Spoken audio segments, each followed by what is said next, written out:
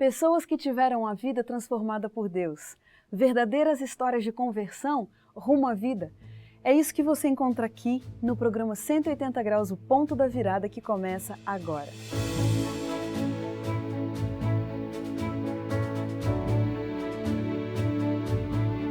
Quando sentimos o toque de Deus na vida, uma mudança acontece.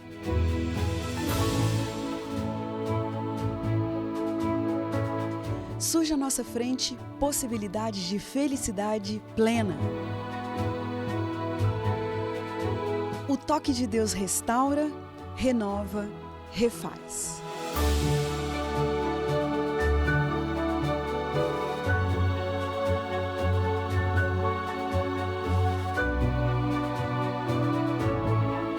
Hoje conheceremos uma pessoa que experimentou essa graça maravilhosa.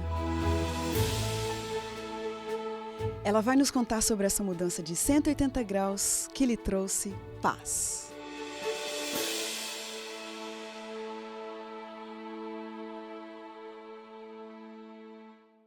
Você pediu e ele está aqui. Adilson Pereira da Silva, o ex-Falcão Alegre, nasceu no Rio de Janeiro, mas logo aos 8 meses de idade teve que ir para um orfanato. Por dificuldade de comportamento, sempre ouvia que seria um ladrão e um assassino. No dia em que foi conhecer o pai, algo tão traumatizante aconteceu que determinou seu caminho para o mundo das drogas, do roubo, do tráfico, das quadrilhas e do assassinato. Hoje, depois de escapar da morte inúmeras vezes, ele carrega marcas de brigas, injustiças, tiros, facadas, torturas, mas está aqui, acima de tudo, porque é uma marca viva do amor restaurador de Deus. E ele sabe que ninguém pode ir tão longe que não possa ser transformado em 180 graus pelo poder maravilhoso do nosso Redentor. Adilson Pereira da Silva, que honra para a gente aqui no nosso programa, que sonho que a gente tinha de ter o senhor aqui e agora nós temos você aqui. Muito obrigada. Eu que agradeço pelo privilégio de estar nessa Prazer. Aqui com vocês para testemunhar do amor de Deus. Prazer muito grande para a gente. Olha, você sabe que tem gente que conhece caminhos nessa vida que são muito difíceis. Se você pudesse pontuar para a gente, porque eu sei que você teria muita coisa para contar, mas se você pudesse só pontuar, que caminhos a vida apresentou para você que foram te levando para o fundo do poço? Bom, primeiro, eu sempre falo que 3 coisas me contribuíram para que eu me tornasse um assassino, um bandido. Que foi a minha família. Meu pai era um drogado, um viciado, era um bêbado, batia, espancava muito a minha mãe, segundo ela, certo? Ele nos abandonou, tive que ir para o orfanato. Do orfanato eu ouvia dos meus educadores que eu seria um ladrão, assassino dos 5 anos de idade. Aos 7 anos quase assassinei um garoto dentro do orfanato. Por isso sofri muito por causa desse problema. Depois minha mãe, no dia do meu aniversário, minha mãe me tirou do orfanato para me conhecer o meu pai. Quando eu ia abraçar o meu pai, a polícia me segura e metralha meu pai na minha frente. Então isso fez com que eu me tornasse assim, uma pessoa muito revoltada. E a partir dos meus 9 anos de idade, eu não conseguia esquecer essa revolta, eu queria vingar a morte do meu pai. Porque eu achava que só ele me sossegar depois que eu... Então eu comecei, a partir dos 9 anos, comecei a dar passos errados, que foi usar droga, foi fumado, passei para cigarro, para as drogas, das drogas passei para roubo passei para assassinato, fui preso várias vezes, de tal forma que aos 12 anos de idade, eu já tinha matado 11 pessoas. Depois eu conheci, minha mãe não quis me tirar do orfanato para ficar com ela, eu fui morar na casa de um traficante. Existe até um ditado, uma frase no Rio de Janeiro, um painel muito bonito, diz: pais, ame seus filhos, tanto que um traficante o adote. Eu fui morar com um traficante, fui adotado por um traficante. E esse traficante virou para mim e disse: Deus, você está ficando um garoto muito alto, a polícia vai precisar que você já demais, eu vou querer te espancar muito. Você não quer aprender a lutar contra os policiais? Eu falei: mas eu quero. Porque só vou me sossegar depois que eu matar os policiais que mataram meu pai. Então, em 1 ano e 6 meses, ele me ensinou capoeira, karatê, judô. Depois de 1 ano e 6 meses, já estava com 13 para 14 anos, eu parti, fui convidado a fazer parte de uma quadrilha do Morro São Carlos. E nessa quadrilha comecei comecei a me dar bem nessa quadrilha. O pessoal achava que eu era um garoto inteligente. E eu participei de vários assaltos a banco.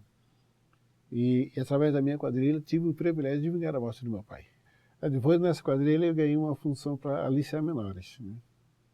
Então, eu tinha que aliciar menores, então, fazia de tudo. Roubava as carroças dos pipoqueiros para fazer pipoca, e em vez de colocar sal, colocava droga, e ia para a porta de colégio para oferecer para as crianças de graça. Sorvetes também, picolé, a gente induzia a droga. E quando a criança estava viciada, a gente chamava o garoto e dizia assim: olha, a droga que nós te viciamos através da pipoca, sorvete, refrigerante, é essa daqui. Essa aqui não vamos te dar. Mas se você não vier comprar de nós amanhã, à tarde, nós vamos te matar. Seu nome é fulano, o nome da sua mãe é fulano, o nome do seu pai é fulano, você mora na rua tal, tal. E no outro dia a gente ia lá na casa do garoto, e dizia: tá vendo como é que a gente sabe onde você mora? Se você não comprar droga hoje, daqui a pouco você vai para ser morto em algum lugar. E a gente mostrava o jornal de uma criança morta e dizia: fomos nós que matamos, porque não compraram droga de nós. Olha. E foi bem assim. Aí num dos assaltos a banco, nós não fomos bem sucedidos nesse assalto a banco, o chefe da quadrilha morreu, e ninguém quis assumir a quadrilha, então me colocaram para mim ser o chefe da quadrilha. Faltava um mês para me completar 15 anos, eu já era chefe da quadrilha. Olha. E agora, como chefe de quadrilha, eu achava que eu era o poderoso chefão. Então matava, roubava, traficava, e a gente tinha conflito com outros traficantes. Levei vários tiros, no total foram 22 tiros que eu levei, 6 facadas, confrontos, sim.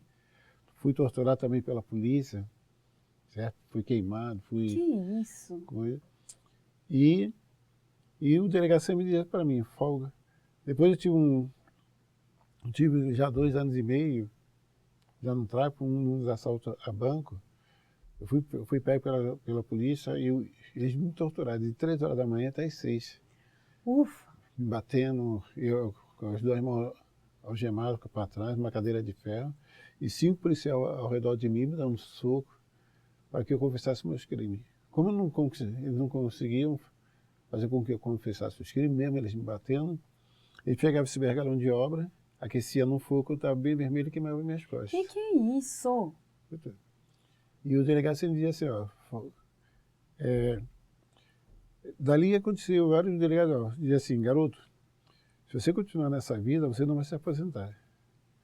Porque dos 20 você pode até passar, mas dos 40 você não chega. E ele dizia: eu não vi nenhum bandido, nenhum traficante passar dos 40 anos.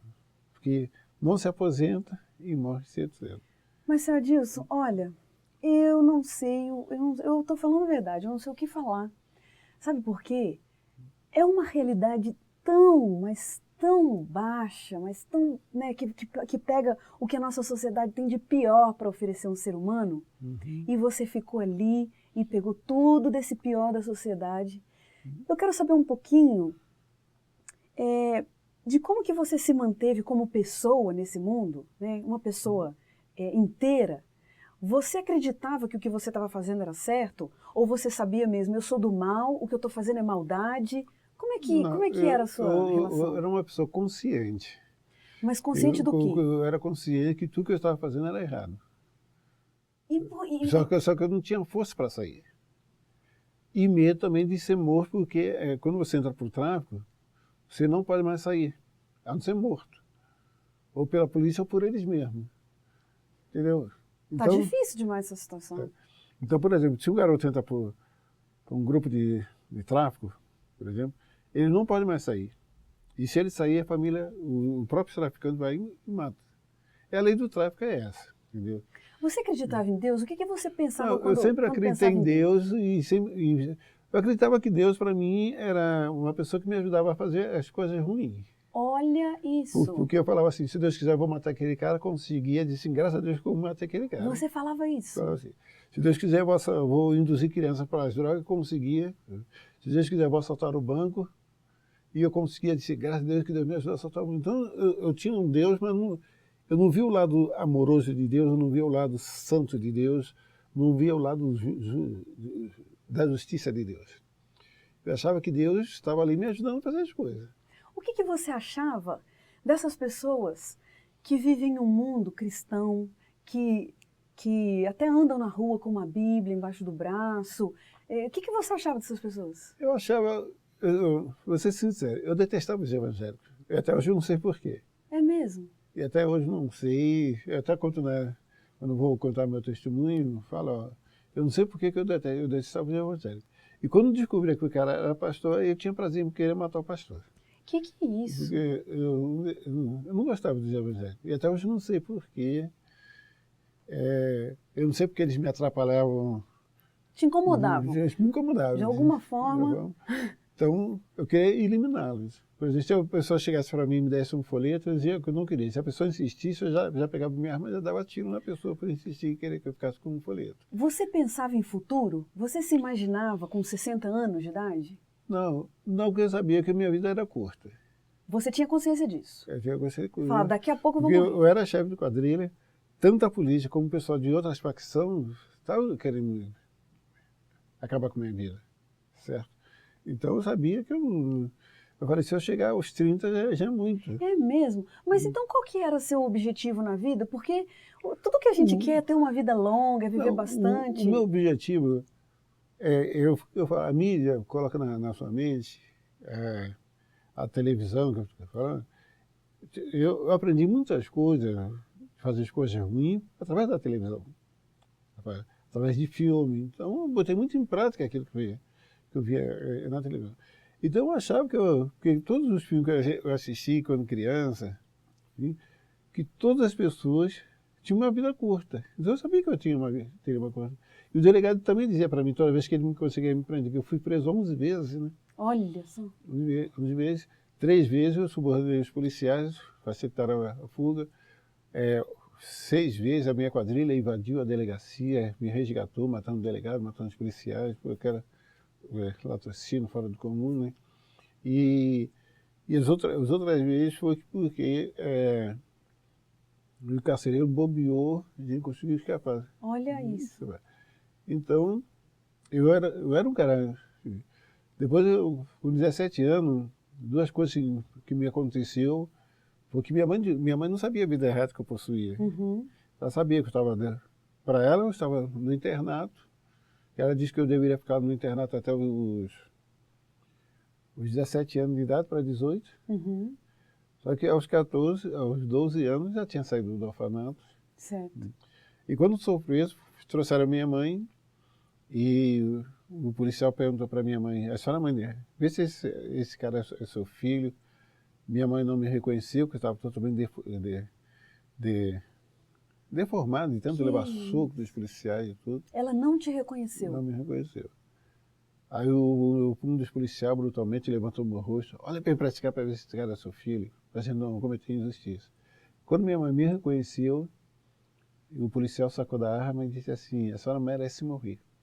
Porque a senhora não colocou no mundo, não foi um ser humano, foi um monstro. Esse cara já matou 11 policiais, 39 civis, assaltou 21 bancos, induziu mais de 800 crianças para as drogas, praticou tortura, mais de 40 famílias, cortou o dedo, a língua de pessoas que falaram demais. Então esse cara é um monstro. Tanto a senhora como esse cara tem que morrer, não pode ficar vivo. Foi quando o delegado chegou, tirou os policiais da sala de tortura e disse para minha mãe, minha senhora só tem um filho que não vale nada. Se com 17 anos já fez tanta barbaridade, eu não posso deixar esse cara chegar aos 20 anos, senão ele vai cometer outros crimes piores. Só uma perguntinha. Você ouvindo as pessoas falando isso de você, você tendo consciência desse currículo que você estava acumulando, você se ofendia com isso? Você não estava nem aí? Isso te atrapalhava? Como é que era a sua reação? Eu não tinha nenhuma reação. Eu era uma pessoa fria. Tá? Se eu matasse, muito bem. Se eu não matasse, muito bem. Que isso? Para mim, matar era como se estivesse matando um açougueiro, estivesse cortando um boi assim. E aí, mesmo às vezes, a pessoa de joelho me implorando para não matar. Quando o cara implorava para não matar em nome de Deus, é que eu matava.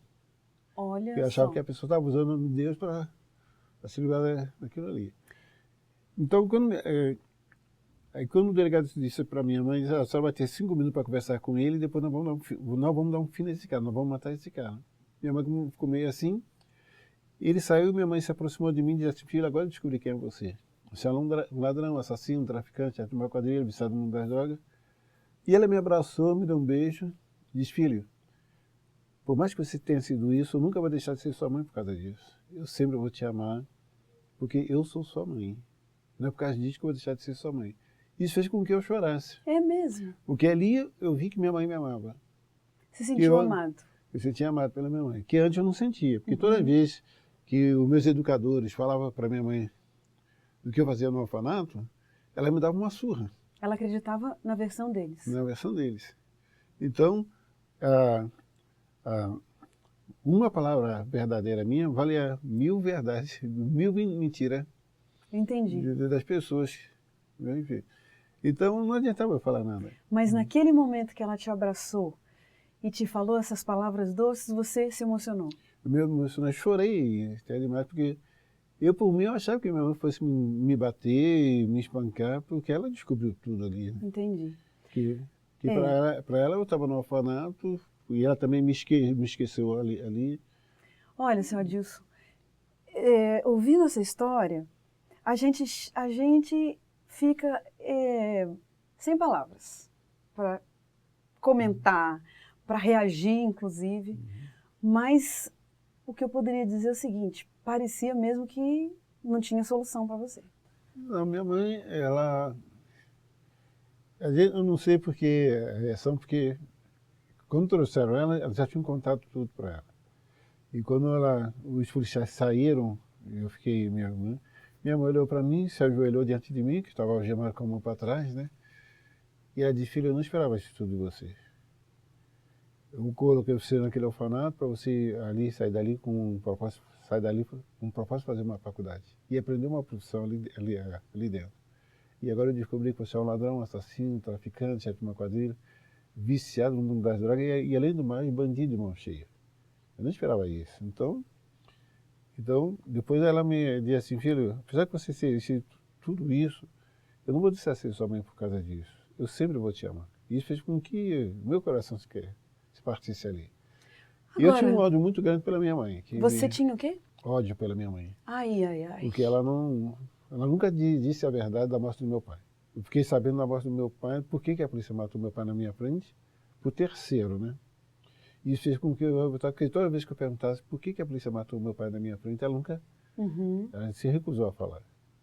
E quando eu sou preso, alguém do orfanato revela a verdade sobre o seu pai. Sobre o meu pai. Agora, diante dessa figura que você construiu pra gente, né? Dessa personalidade que para a própria sociedade estava sem retorno. Agora, esse programa existe justamente para provar que o que a sociedade classifica como desacreditado, para Deus existe uma saída. Qual foi o ponto da virada na vida do Falcão Alegre? Bom, o ponto da minha virada foi o seguinte: a última vez que eu já estava 7 anos liderando o tráfico, já tinha matado muita gente, assaltado bancos, enfim, foi numa emboscada policial. Eu levei 6 tiros, caí, foi 2 na perna, 2 na barriga e no braço, um pegou de raspão na cabeça, e me levaram para a delegacia. Ao chegar na delegacia, o delegado virou para mim e disse assim: Falcão, graças a Deus que nós conseguimos te capturar. Olha. A imprensa não sabe que você está aqui preso, podemos te matar, pegar o teu corpo e jogar na rua. E dizer para a empresa que o atual dele fez isso com você por quebra de sigilo. Mas antes de eu te matar, eu vou te apresentar a tua ficha criminal. Isso que a gente está sabendo, o seu registro policial. Agora você já é de maior, está com 21 para 22 anos de idade, vou te apresentar a tua ficha criminal. Você matou 19 policiais, incluindo os 8 PM que mataram seu pai. Você matou 58 pessoas. Na conta policial, no total, foi 78 pessoas que você matou. Você, com a sua quadrilha, assaltou 51 bancos. Você induziu mais de 1.800 juvenis adolescentes para o mundo das drogas. Você torturou, quer dizer, cortar a língua e cortar o dedo da pessoa que te deu de 40 famílias. Cara, você é um monstro.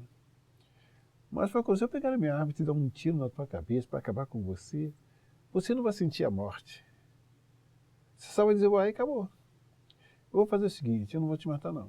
Mas aqui vai entrar 5 policiais com cacetete, eles vão te dar uma grande surra. Para você nunca mais matar policial. E vão te quebrar você todinho. Depois eu vou colocar você numa solitária, você vai ficar ali até você morrer. Você pode gritar, chorar, gemer, que nós não vamos chamar um médico para cuidar de você. você só vai sair da solitária totalmente morto. Aí foi quando ele chamou os 5 policiais, me espancaram, quebraram meus 2 fêmur, o braço, o antebraço, a coluna, a bacia. Isso porque você já estava baleado. Estava baleado. Certo? E me colocaram na solitária. Solitária, para quem não conhece naquela época, é 80 centímetros por 80 centímetros quadrados. Era essa cela. Cabe um preso ali, a porta totalmente de aço, você tinha que dormir encolhidinho. Aí no chão tinha um buraco para você fazer sua necessidade fisiológica. E tinha um chuveiro que caía água constantemente. Então você tinha que beber daquela água e tomar banho daquela água. Só que você não sabia se a água era limpa ou se era suja. Claro. Certo? Porque a cela fica totalmente escura. E eu fiquei 4 dias naquela situação ali, trancado. O carcereiro, em vez de colocar o prato de comida para mim, ele jogava comida no meu corpo. E quem comia minha comida era os ratos. Olha. Porque com o braço quebrado, mão quebrada, coluna quebrada, como é que você vai pegar as coisas para comer? Então eu não tinha como ver. Eu até disse até para o rato que estava passando por cima de mim, disse, rato, tu é mais feliz do que eu. Olha Você chegou a conversar com o rato? Ai, meu pai. Você é mais feliz do que eu, porque eu não chego a teus pés. Você come e bebe, nem isso eu posso fazer. Estou todo quebrado, fedorento, imundo. Porque você imagina, você trancado numa solitária, uma cela abafada, num calor do Rio de Janeiro. Certo? Você se lembra o que te passava pela cabeça? Foram 4 dias, né? O que te passava na cabeça ali? Não, o que passava na minha cabeça é que ou meus colegas iam me resgatar dali, ou eu iria morrer ali. Ou eu ia morrer por aquele ferimento, ou eu ia morrer pela mão dos policiais. E o que acabou acontecendo? Aí que acabou acontecendo o seguinte, quando foi no domingo à noite, você estava 4 dias sem tomar banho, roupa suja de fezes, urina, que eu não tinha como me banhar para nada. O carcereiro achou que eu já estava morto. Quando ele abriu a cela, teve que botar a mão no nariz, porque a cela parecia que eu estava em decomposição.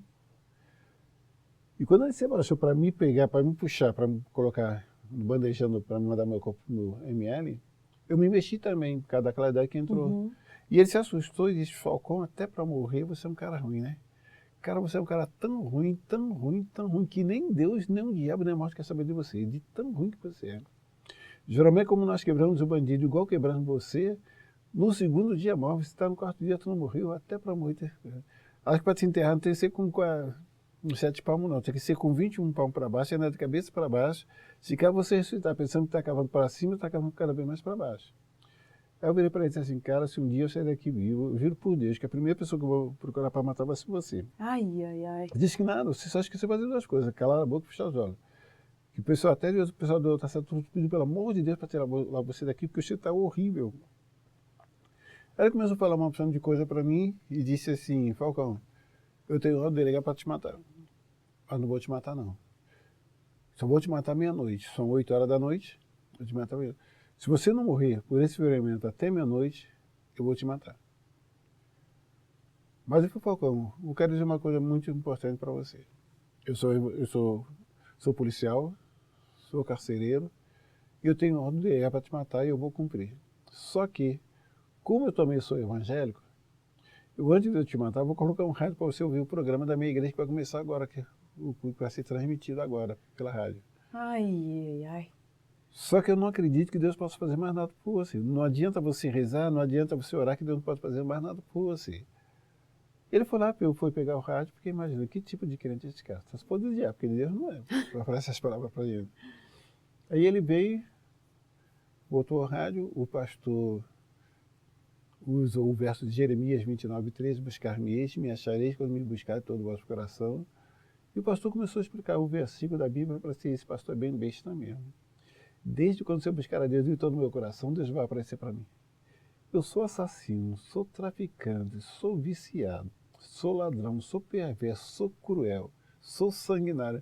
Deus nunca vai pensar em ouvir minha oração. Esse pastor só está falando besteira. Depois ele usou outro verso de Jeremias 31, verso 3, que diz assim, de longe me deixou ver o Senhor, dizendo, com amor eterno eu te amei, e por isso com benignidade te atraí. Começou a falar do amor de Deus, falei assim, se Deus não me ama, porque se ele me amasse, ele teria que estar preso aqui comigo também. Porque foi ele que me ajudou a matar, foi ele que me ajudou a roubar, como eu falei para você. Você acreditava nisso? Que ele me ajudava a fazer tudo isso. Aí, quando de repente eu percebi que a mensagem era diretamente para mim, que o pastor disse assim, você que está na solitária, entre a vida e a morte. Mexeu com você? Mexeu comigo. Deus, nessa noite, Ele está te dando a única oportunidade para você ter encontro com Ele. Se você buscá-lo de todo o coração, Ele vai ser a solução do teu problema. Mas se você não buscá-lo, Ele não poderá fazer mais nada por você. Acabou o programa, o carcereiro veio, já era 9h30 da noite, deu um grito bem alto na cela. Como é que é, Falcão? Gostou do programa? Ó, não adianta você rezar, não adianta você orar, que Deus não pode fazer mais nada por você. Olha só. Aí eu virei para ele e disse assim, cara, eu juro por Deus, se um dia eu sair daqui vivo, eu vou te procurar para te matar. Se você já estiver lá no céu, eu vou invadir o céu com a minha quadrilha, vou arrancar você da presença de Deus para te matar, tu vai ver. Se você estiver lá no inferno, vou fazer a mesma coisa, vou tirar você da presença de Deus para te matar. Ele disse que nada, daqui a 2h30 nós vamos te executar, para você não ter mais jeito não. E me trancou e foi embora. Aí eu fiquei pensando, poxa, em quem eu devo acreditar? No pastor ou no carcereiro? O pastor disse que eu devo buscar a Deus de todo o meu coração. Mas o carcereiro disse que não adianta eu rezar aquela noite orar que Deus não pode fazer mais nada por mim, eu fiquei naquela. E quando eu estava naquela indecisão, eu escutei uma voz dizendo assim, acredita no pastor. Olha. Acredita no pastor, 2 vezes. Mas sabe uma coisa, eu vou acreditar no pastor. Aí falei para Deus assim, Senhor, eu não sei rezar, também não sei orar. Mas se tu é um Deus de amor misericordioso, conforme o pastor falou na rádio, e se tu me ama realmente, que tu apareças aqui agora que eu quero te conhecer.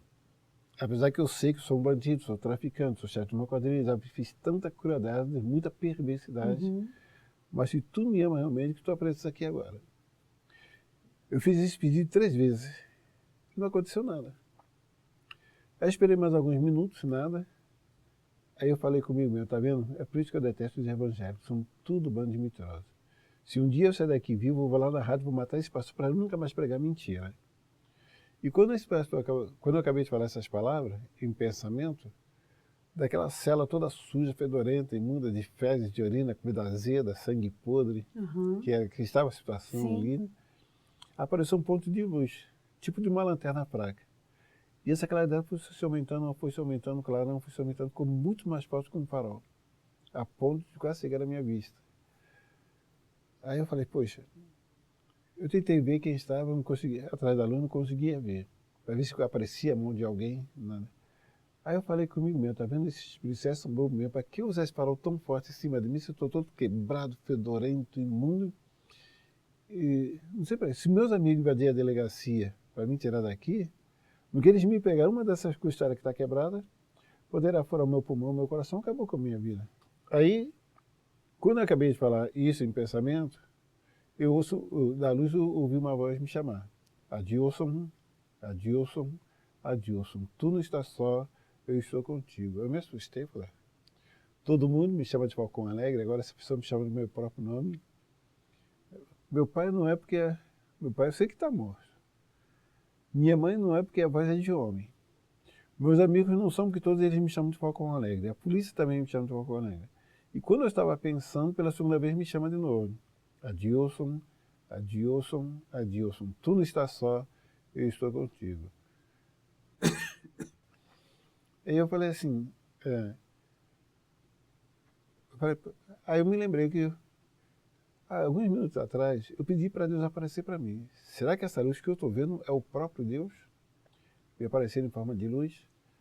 Eu vou fazer o seguinte, se me chamar pela 3ª vez, da mesma forma que me chamou pelas 2 vezes, eu vou perguntar quem é.